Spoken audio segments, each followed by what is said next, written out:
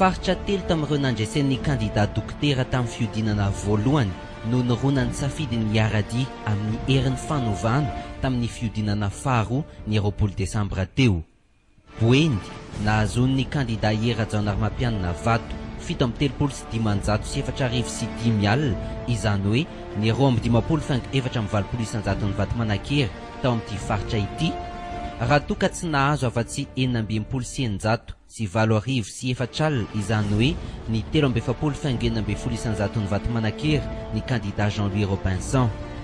Menabe nahazon'ny kandidat Hera Rajaonarimampianina Vato 7,703,3 alina, manome azy salam-bato manodidina ny 5,5,900 eo anoloan'ny kandidat Jean-Louis Robinson izay tsy nahazo afa-tsy vato 4,707,7 alina, izany hoe ny 4,5,500 ny Vatomanankera amin'ity faritra ity, ary Aloatra Mangoro izay nisafidy an'i Jean-Louis Robinson tamin'ny fiodinana voalohany saingy nisafidy ny ampandresan'ny Hera Rajaonarimampianina kosa tamin'ny fiodinana faharoa teo.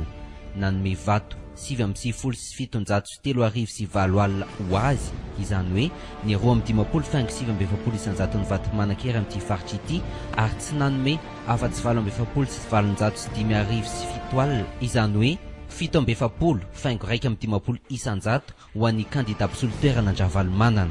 Ankoatr'ireo ny faritra Avaratra, Diana sy Sava miampy ny faritra Atsinanana, Analanjirofo sy Atsinanana izay nisafidy ny kandidat Rola Ratsiraka tamin'ny fiodinana voalohany dia samy nanome ny vato no an'ny kandidat nisalotra ny akanjon'ny tolom-bahoaka ny kandidat Hera Rajaonarimampianina tamin'ny fiodinana faharoa teo. Tany Atsimo, ireo nifidy an'ny Ajon-Driana Anarivelo tany amin'ny faritra Androy dia nanome ny fitokisany an'ny Hera Rajaonarimampianina ihany koa. Nanaradia azy ireo ny faritra Atsimo Andrefana izay nandresen'ny Général Camille Vital tamin'ny fiodinana voalohany. Ity faritra ity izay nanome ho an'ny Hera Rajaonarimampianina 7,5,3,300.